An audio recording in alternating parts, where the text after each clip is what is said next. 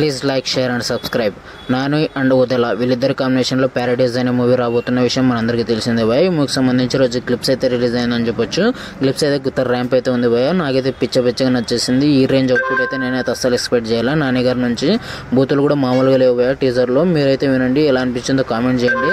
నాకైతే పిచ్చగా నచ్చేసింది క్లిప్స్ అయితే.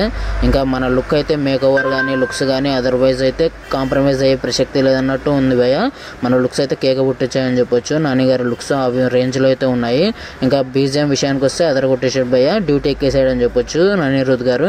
ఇంకా శ్రీకాంత్ ఓదెల గారి గురించి సపరేట్ చెప్పాల్సిన అవసరం లేదా. ఫస్ట్ మూవీ దసరాతోనే ఆయన ఎలాంటి సెన్సేషన్ క్రియేట్ చేస్తారో మనం సపరేట్గా చెప్పాల్సిన అవసరం లేదు.